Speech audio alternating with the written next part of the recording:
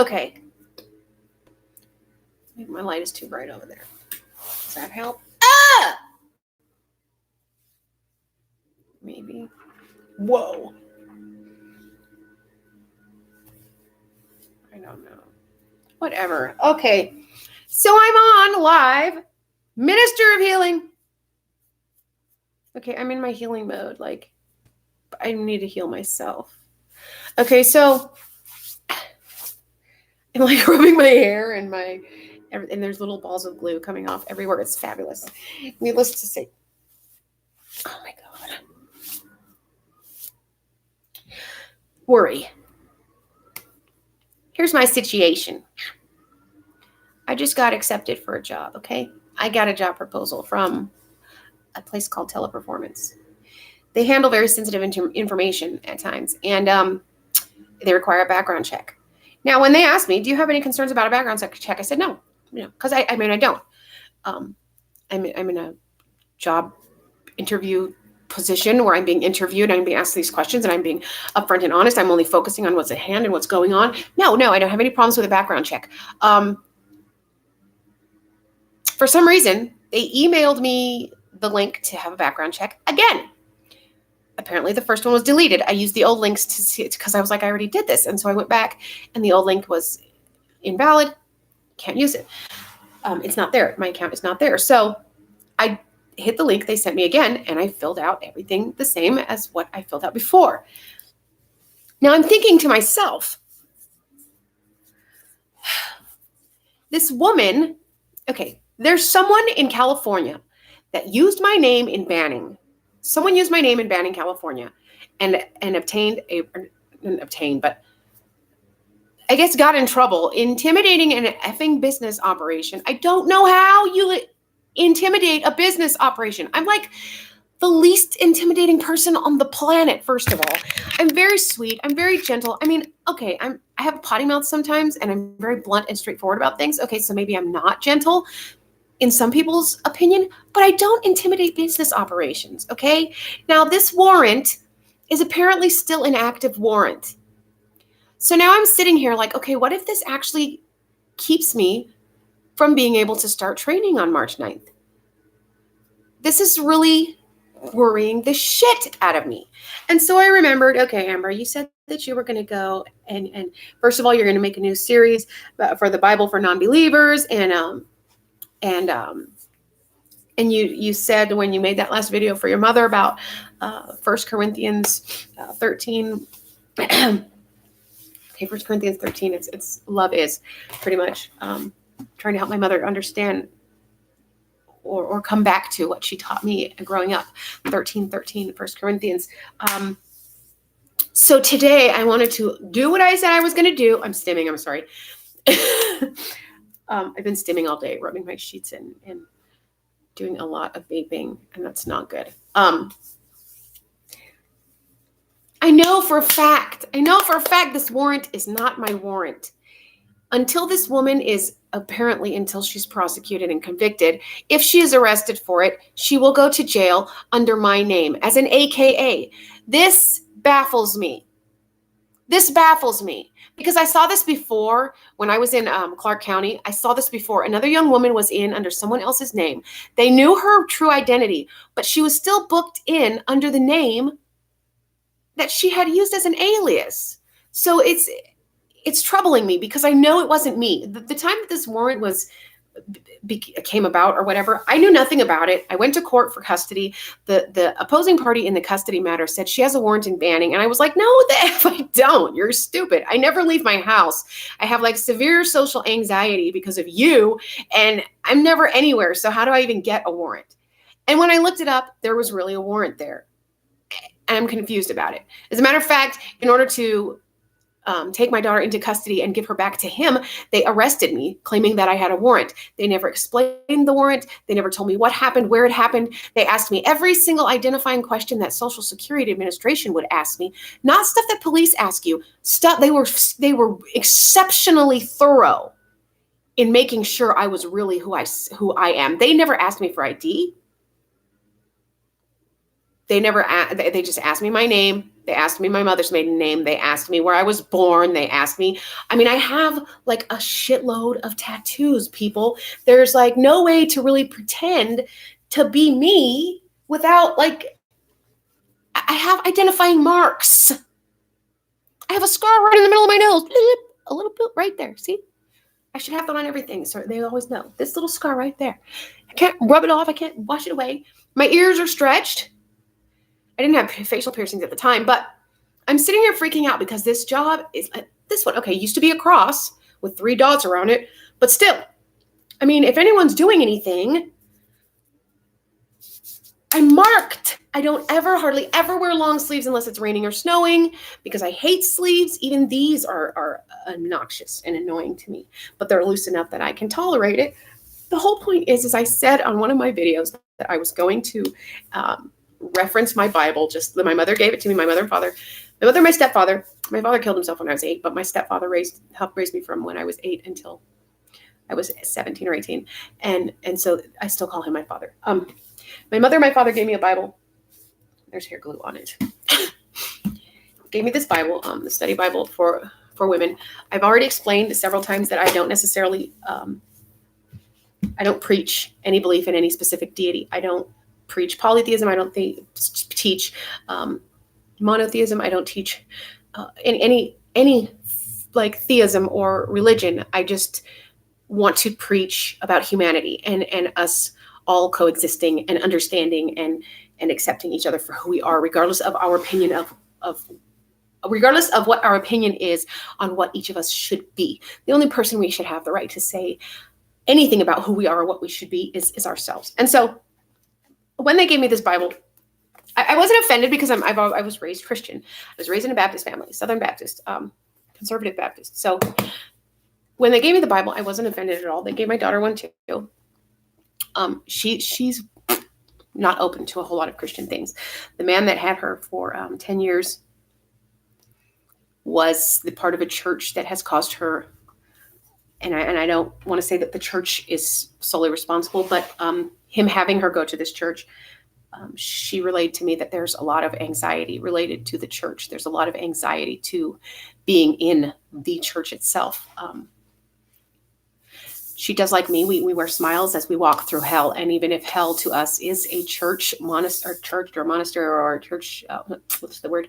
What's the word for the church? You walk into the flip. Is it monastery? It's not monastery. The church. Oh my God, why can't I think of the name? The sanctuary. Okay. When she walks into the sanctuary, she's very uncomfortable. She's had a lot of anxiety related to, I don't think it's just in relation to God and religion. I think some of it, she did do a few performances. There was one she did a slight little like waver in her voice, and to her that was a huge mistake, and she took that really hard on herself. So that raised her anxiety level. There's other things. When I went with her to something, I got a little bit upset, not in an angry way, but in a very emotional way. I was very emotional at the end of one of our last thing together at that church. She and I was like one of the only things. I think I've ever been there maybe 3 times the whole 10 years. It wasn't that the pastor was very welcoming. The very, very welcoming. The pastor actually attended. I don't know that he attended court, but he went to the courthouse during one of our court hearings, and he did mention to me that he was there to support everyone, that he was led by God to let us both know that it wasn't that he was taking sides, but he was there for support if either of us needed it. I did appreciate that. Mr. Miller tried at one point to get me to meet with him and the pastor for spiritual counseling for my child. And I let him know, I trust that you two will give her whatever information you give her, and that it will be given to her, I mean, in a decent light. I trusted the pastor more than I trusted him, but I don't feel compelled to teach my child anything as far as what God she should be worshiping. I think that we first need to master being human beings and being able to acknowledge and recognize and appreciate each other before we give all praise to a God that, That's really all I can say about that. Anyways, I still want to be able to utilize the Bible because it does say a lot of good things. It does have a lot of good concepts, a lot of good principles that don't have to be driven or based on God. It's, if you think of your subconscious, the subconscious, obviously subconscious is not anything that you necessarily control. It is something you can be conscious of if you try, if you meditate, if you concentrate. Your subconscious can be God. Like when you go to a counselor, a good counselor will listen to you. A good counselor will repeat what you say to them, but they'll repeat it in different words so that you hear it differently, and you'll say, you know what? Hearing it said that way, and you start to realize things yourself. The good counselor will lead you to, I went to school to be a counselor. A good counselor will lead you to find the answers within yourself. Because if the counselor always gives you the answers, you're never going to be able to learn how to find the answers yourself. So the counselor will help you and guide you and lead you and give you a safe, comfortable place to find the answers within yourself and build the confidence doing that. So like you get the validation that you need while you're being counseled. Like does that make sense? This isn't like interactive. I don't know if I have the chat shut off or whatever, but when you go to a counselor that's actually listening and doing their job, you're gonna find the answers yourself. You're gonna have like gestalt moments. Aha! You're gonna find the answers, and they're gonna validate that, and they're gonna be like, okay, yes, see, you just answered your own question. You knew the answer. You just had to search for it. You had to dig deep down inside. You had to get all the other bull crap out of the way, and then you found the answer. Okay, so God doesn't have to be God. God can be your subconscious that really knows all the answers, because we are a lot more intelligent than we give ourselves credit for sometimes, and we know a lot more than we think we know sometimes. We just haven't stopped and paid attention to that information. We haven't processed that information. Like it's in our data banks of our brain, but nothing we've accessed before, maybe. Or something we haven't accessed in a long time, maybe. So once you get practice with a good counselor, you can start to do that for yourself. Now, the Bible can do the same thing. You don't have to revive. You don't have to. Base it on any Christian religion, on any religion. Period. The Bible is a book of facts. I think whether they be false, whether they be fiction, does not matter. I mean, fact or fiction doesn't matter. It's good insight. They're good stories. They have good morals. There are some that have what you shouldn't do, some that have what you should do.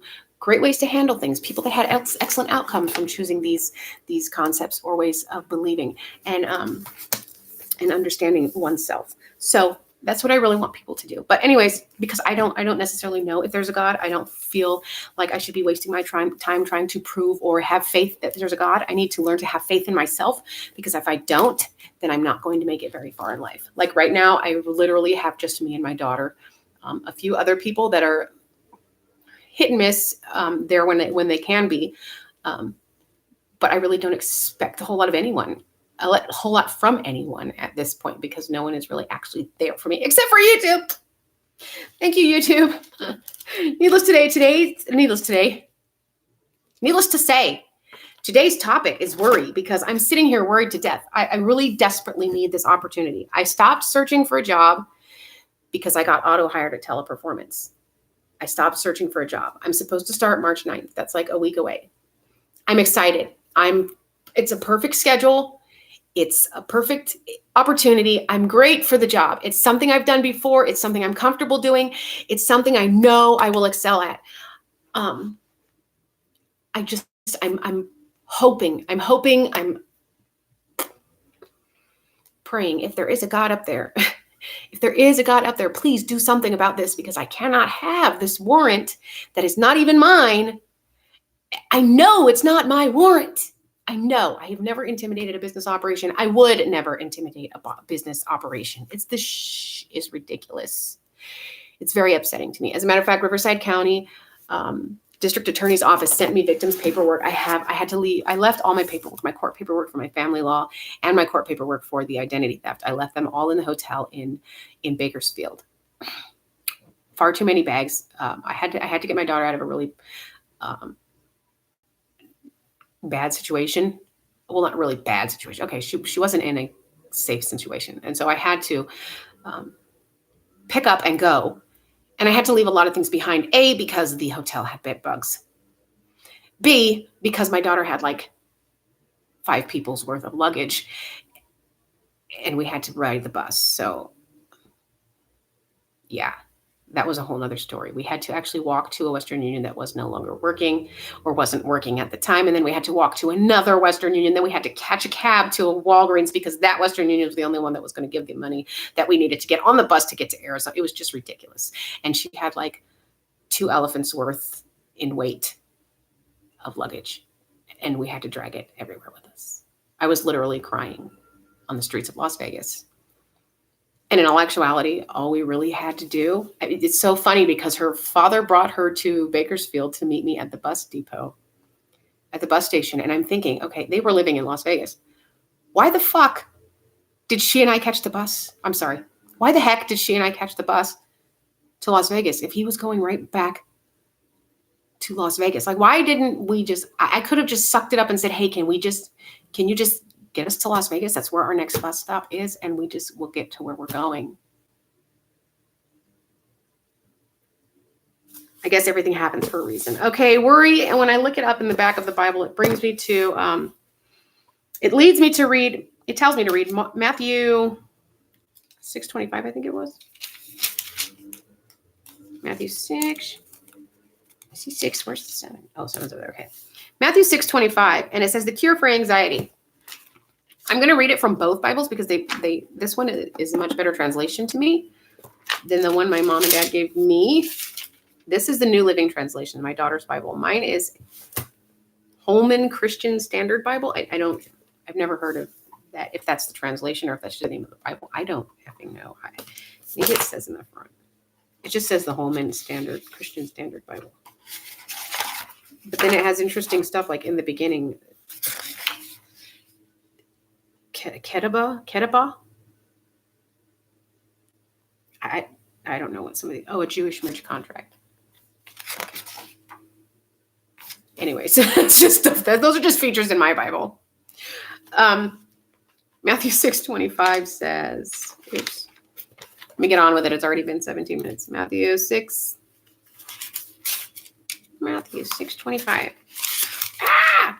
Matthew 6:25 says, teaching, nope, 6:25. 6:25. That's 7. 6:25. Okay. In this Bible, it says, which is the New Living Translation. This is why I tell you not to worry about everyday life. Whether you have enough food and drink or enough clothes to wear, isn't life more than food and your body more than clothing? Look at the birds. They don't plant or harvest or store food in barns, for your heavenly Father feeds them. And aren't you far more valuable to him than they are? Can all your worries add a single moment to your life? And why worry about your clothing? Look at the lilies of the field and how they grow. They don't work or make their clothing. Yet Solomon in all his glory was not dressed as beautifully as they are.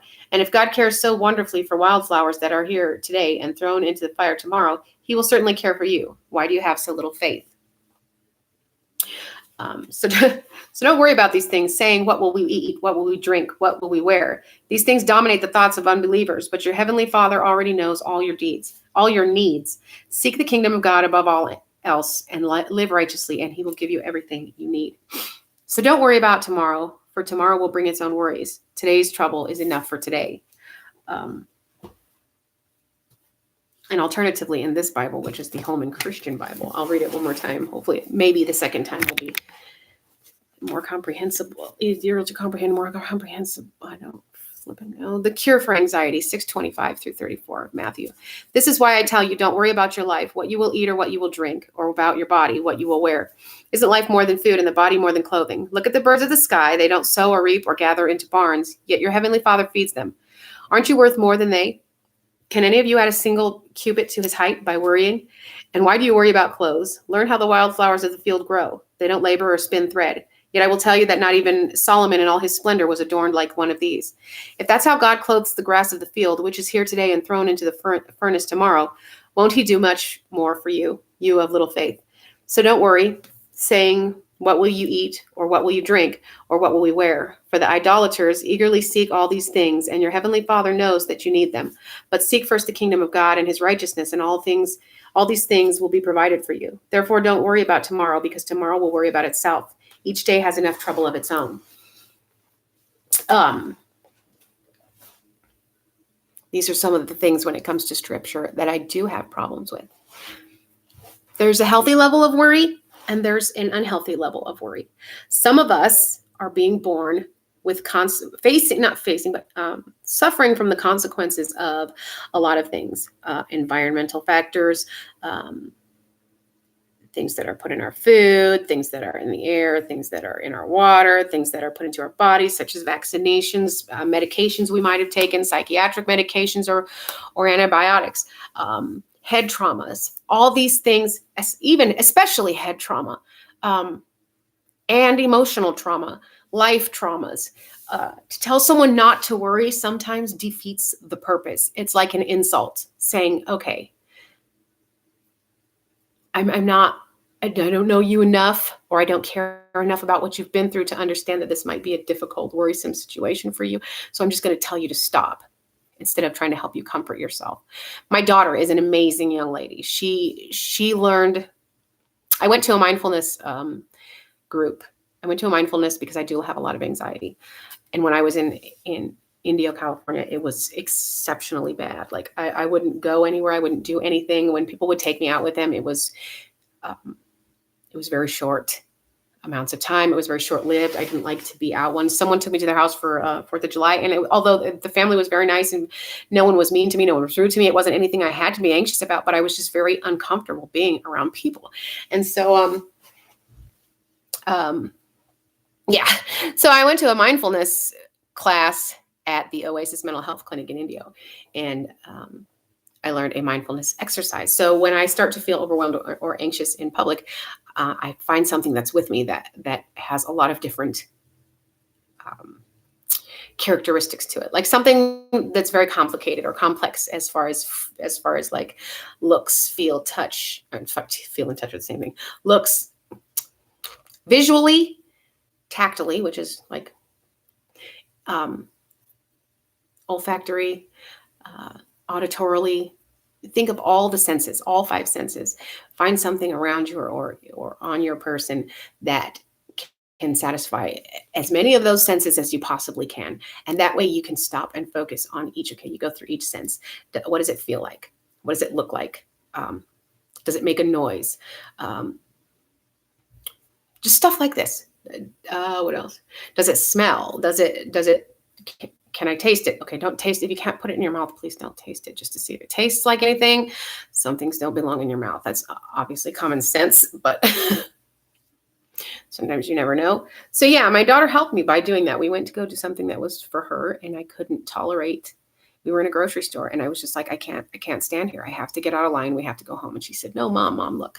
And she handed me a keychain that we had with us, and it was a little stuffed animal. It was a stuffed animal. I think it was like a rubber animal kind of thingy with beans, the beanbag type-ish. And then it had like the stretchy little tentacles and big beady eyes and all kinds of stuff on it that we could focus on. And she helped me focus on that. So I wasn't so uncomfortable. And we got through the line. We got what we wanted, which was Italian ice. And then we went on about our business.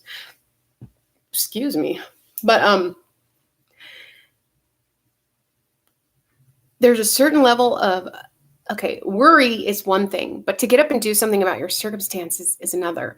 And I think when we're this was what I'm getting to. When the Bible is read and when we interpret it or how we perceive it is going to be different for like all of us. So when I read that passage right now, it's like telling me, okay, don't worry about anything. Just live life.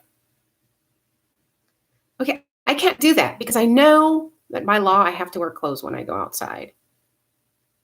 It doesn't make sense to me. It's not a law I agree with. I mean, we only wear clothes because of societal standards. And that's not even debatable. Like I can say a million times, look in National Geographic, and there's all kinds of primitive tribes that had born breasts and penises hanging out. I mean, it was nothing offensive. It was nothing harmful. It was just, there was no need for clothing. We wear clothes to adorn ourselves and decorate ourselves. And okay, protect us from the elements, but I think our bodies would be more accepting of the elements if we weren't as clothed as we keep ourselves. Maybe we're too protected from the elements. Anyways, that's beside the point. The whole worrying part. I can't just sit here and rely on Oh, don't worry about it. God's going to figure it out. I have to sit here and I have to help myself see. I have to help myself understand, okay? If I sit here and I worry, it's not going to solve anything, okay? So say that thing, that whatever that woman got in Banning, say that does pop up. Say that does become a question. Instead of worrying, I want to focus that energy on what do I need to present them? What do I have to give them reassurance that that is not me? Okay, yes, it's an active thing. But first of all, on a background check, if it's an active warrant, you are innocent until proven guilty. Even if it was someone's warrant that they brought up, you're innocent until proven guilty. So until something is a conviction, I really don't believe they have any right to hold anything against you, especially because people do go out there and use names that are not theirs. That's the first thing. But that doesn't reassure me, because for me to say that, that makes me seem, even if I heard someone say that, I'd be like, wait a minute, okay, so you're just saying you're innocent until you're proven guilty, and then that's just leading me to believe that you managed to sidestep conviction, but now you're expecting me to trust you. Okay, see, that's not the situation here. The situation here is someone else used my identity. And so, but I did file a report with the, there's a website, .gov, for identity theft. So I need to pull up that information. I need to print out what I can of that, if I can. That way, if it does become a problem, if it does, I need to sit here and brainstorm what proof, what reassurance can I give this company to help them, A, understand and believe that that is not me. If it does pop up, it is not me. I don't know if India's done anything or Banning. I'm sorry, it's Banning. I don't know, San Bernardino County or Riverside County. I'm not sure. But I don't know if they've done anything to correct that issue.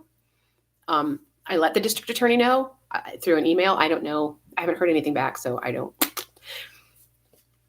I've also filed, let's see, I had background checks done prior to this, and I did file a report that some of the information is correct.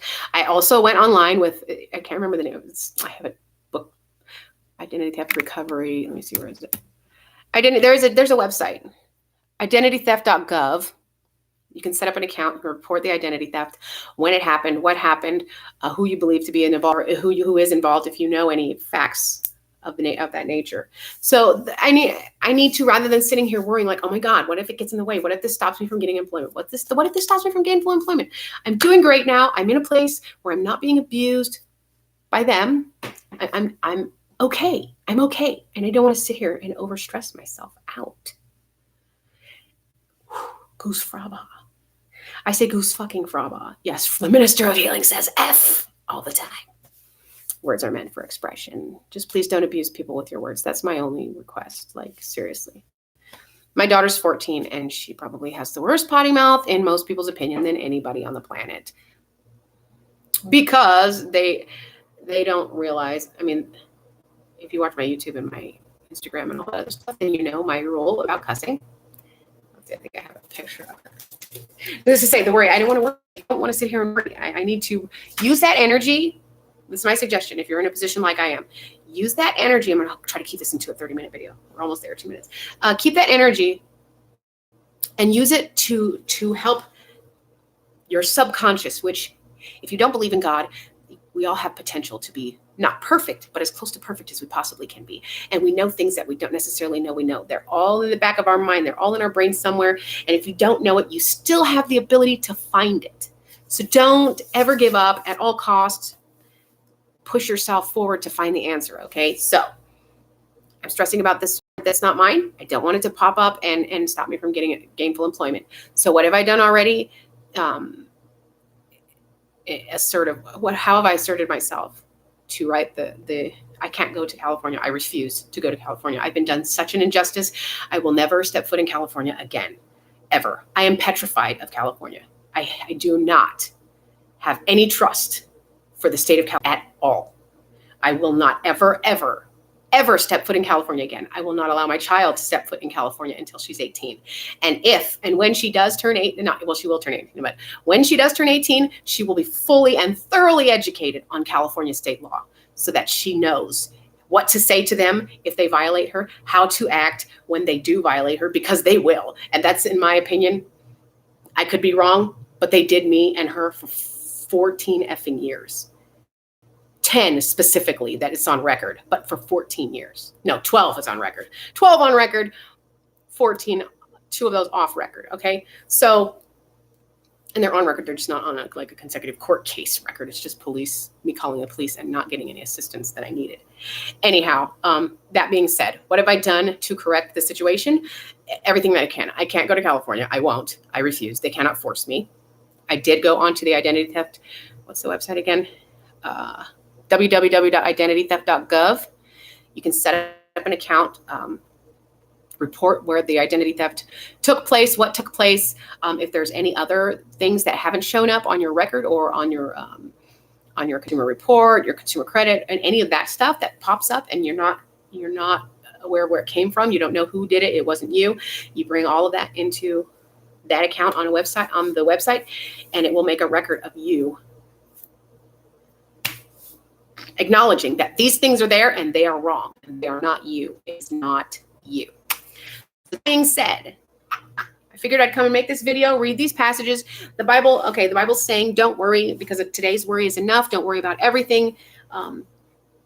It's very difficult for some of us, especially those of us with anxiety disorders, to not have anxiety. It's not anything we can shut off. It's something going on in our brain, either a misfire, an overfire, chemicals imbalanced. It's not anything we can control. Trauma does that too. Trauma starts to set a pattern within your brain where certain things trigger anxiety. And so you don't have, it's subconscious. Like if you look into actual medical facts and the science and biology behind, is it biology? The science behind how our bodies react in a stressful situation, the fight, flight, or freeze. You can learn a lot if you read up on that. Fight, flight, and freeze. And its correlation to anxiety or anxiety disorders. You can learn a lot if you look that up. So please do. I might make a video about it later. Matthew 6:25 says, not to worry that the Lord will provide, but I think for those of us that aren't, not those of us, because I'm not a non-believer. I don't know. I'm a not knower. If you don't have any God of choice to have faith on, to fall back on, it's always a good thing to have faith in yourself and fall back on yourself. Even if you don't think you know the answers, don't give in to or accept that you don't know. You can figure something out. I'm a problem solver, believe it or not. I'm a problem solver, but things that have anxiety has really inhibited my ability to act. Like lots of times I'll know what to do. I just can't do it because of the anxiety. And that's even more frustrating when you know what you have to do to get something done and you can't motivate yourself to do it because the anxiety, the fear, the stress of it is so consuming, is so paralyzing. That's even more frustrating because after the fact, you're like, I know what I had to do. I know what I needed to say. I knew, and I didn't.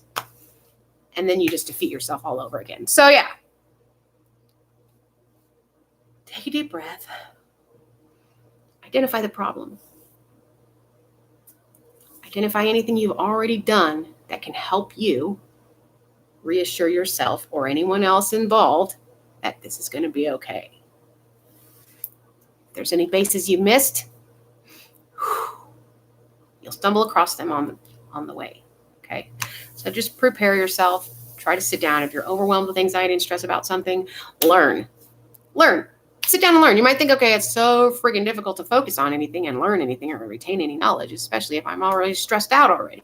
I like to repeat myself in more ways than one. Anyway, if just take the time to maybe reading something will relax you. Reading and learning something. Okay. About the situation that's stressing you out. Educate yourself. Sometimes that can be a form of meditation. I know sometimes it is for me. I used to be able to read when I went to bed, and that would help me get to sleep. Long time ago. I don't really read much anymore unless it's a very short amount of reading because I do get headaches. I do have problems with reading faster than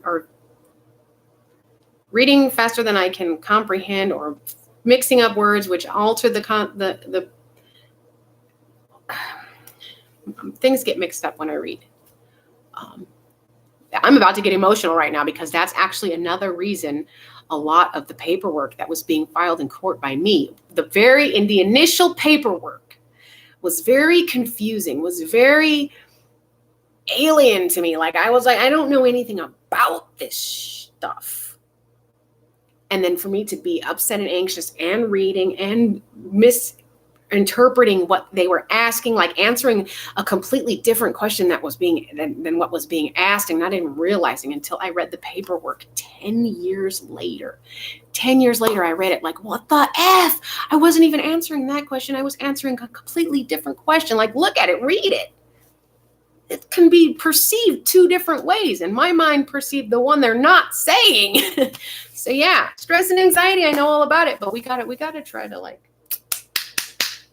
yeah. I'm sitting in my bed right now, freaking out because I don't want to lose this opportunity. I really know that I can be an asset to teleperformance.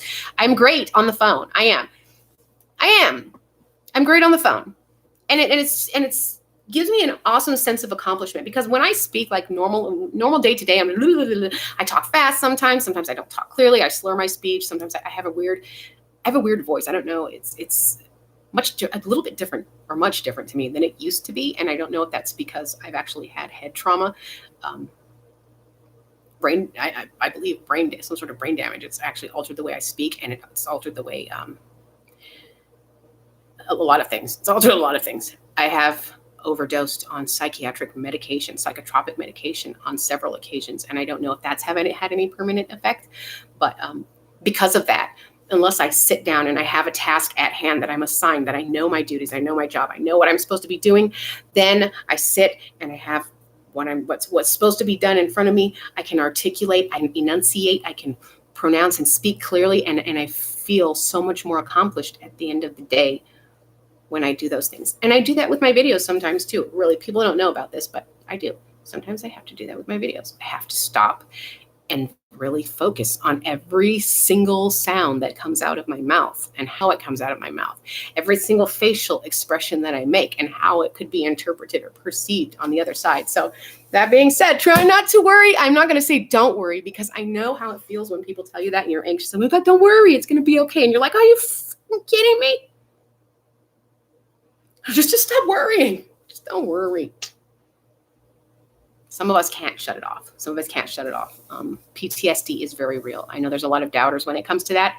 And PTSD causes a very different anxiety experience for almost everyone. Like, there is no way to define PTSD. There is a definition, but there's no way to describe exactly what you're going to go through if you have PTSD or CPTSD. It's different for everyone. Your perception will play a role. Your tolerance, your resilience, your emotional maturity. There's a lot of things that play a part in how you perceive your actual disorder. If you have PTSD, everyone's perception can be so grossly different. There's really no way for anyone to gain understanding except to listen, hear people's struggles, hear people explain how it feels to them, and accept it and understand that that's what they're going through. And it may not sound like or seem like something devastating to you, but apparently to them, that is something that's very devastating, destructive, and sometimes paralyzing, and it robs people of life. It really robs people of life. Like, I've been robbed of my past, at least at a bare minimum, the past 5 to 8 years of my life, at a bare minimum, because of things like this. So that being said, you can still read the Bible. If you don't believe in God, believe that there is a God within you. Believe that if you don't have faith in anything, you have to have faith in yourself. You have to. If that's one thing I've learned, if there is one thing I've learned, you have to have faith in one thing above all. I did say that wrong. If you have faith in nothing else, you have to have faith in yourself. You have to. You have to. And if people are around you second guessing you or making you second guess yourself, maybe you need to take time and isolate yourself from everyone, because if everyone's bringing you down and making you second guess yourself, you're not going to gain that confidence in your own choices and your own decisions. And that's something else that happened to me as well, is I had people making me second guess myself so much and making me feel like I was crazy and my decisions were stupid or this and that. And I really before now, I lacked confidence in making any decisions. Like, you couldn't even get me. You still can't get me to decide, okay, where do you want to go eat lunch or what? I don't care. I don't care. I won't pick. I won't pick because out of fear of, if I do pick, what if it's something you're not going to like? Or what if I get there and I change my mind? Or what if there's so many things that cloud my mind because of emotional abuse that I've gone through and trauma and people attacking my choices or criticizing me and my choices, that it's caused an impairment. So I have to overcome that. And you have to overcome that, and we can. But if we have faith in anything, even if we don't believe in God, you don't have to believe in God, but believe in yourself. If you have faith in nothing at all, at least have faith in yourself. Please, please, please, and please go home. Take something, not go home, but take something from this. Thank you for listening. I feel better now. I'm not stressed as much because I do see my bookmarker still on my identity theft recovery account. So hopefully I will keep hope. I will be hopeful. I will know. I will know. I'll sit here knowing that I know what I need to present them with, or at least what I need to help them understand. And at the very least, they can tell me, at the very least, at the worst case scenario, like my stepdad, James Linedecker, sorry to throw his name out there, but like my stepdad told me, what's the worst someone can say? What's the worst he could say? Because I used to ask him sometimes, and I didn't want to ask, and I would ask. He would say, well, what's the worst anyone can say? The worst they can say is no. And what's so horrifying about that? What's so horrifying about someone telling you no? I guess the rejection. When you grow up and you go through a lot of rejection, it's very uncomfortable. And the more rejection you go through, that discomfort becomes like you really start to question yourself. Like, so much rejection, and you really start to question yourself. So I do appreciate that, that he would tell me that. And I still think that way. I'm like, okay, what's the worst they can say? The worst they can say is no. Now, the worst they can say is I can explain that, I can bring this to them. I can tell them about the identity theft recovery account. I can show them the information I have. I can tell them who I believe to have done what's been done. I can explain to them my situation, and I can ask them, okay, this is there. If it comes up, that is there, but it is not me. There's nothing I can do at this point to prove or give you any confirmation that it wasn't me, other than my word. And if they're willing to accept that, that will be great. But if not, I'm just going to have to start over again. And that's the worst case scenario. So don't stress, prepare myself, and be prepared to accept the worst. Hope for the best, but prepare for the worst. And above all else, if I have faith in nothing, I must have faith in myself. Thank you for watching. Thank you for helping me get through this. Thank you, YouTube. I'm feeling better now. 42 minutes. I tried to get it in 30, but under 45. It works for me. Like, share, subscribe. Any comments, any suggestions, anything you want to hear about, any topics you want me to look up in the Bible for non-believers or believers, it doesn't matter. We need to bring all of this together. We need to meet a universal understanding, and we all need to be people loving and understanding each other instead of all this crap we're doing to ourselves. Have a great day. Oh, and hit that dingy bell if you want to be annoyed like several times a day, usually, until I start working. If I start working. Thanks for watching.